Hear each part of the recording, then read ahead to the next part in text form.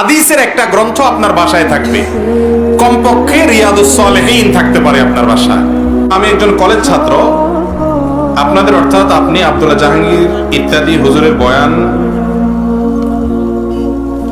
গুলো দেখি। আমি কিছু হাদিস পড়তে চাই, কোন হাদিসগুলো পড়ে আমি বিশুদ্ধ জ্ঞান অর্জন করতে পারবো, একটু পরামর্শ চাই। ভাইরা আমার, জ্ঞান অর্জনের জন্য যদি কোনো বই রেকমেন্ড করার কথা বলেন আমাকে, তাহলে আমি বলবো সর্বপ্রথম হলো কোরআনে কারীম অর্থ সহকারে, অন্তত সংক্ষিপ্ত ব্যাখ্যা সহকারে আপনার সংগ্রহে থাকতে হবে। এটা ফার্স্ট।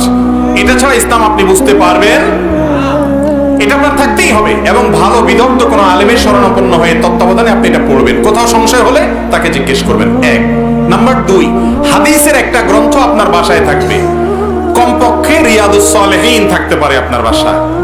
একটা কোরআনের ব্যাখ্যা গ্রন্থ, একটা হাদিস, হাদিসের ভিতরে রিয়াদুস সালেহীন হতে পারে, নির্বাচিত, মাশাআল্লাহ বাংলা হয়ে গেছে।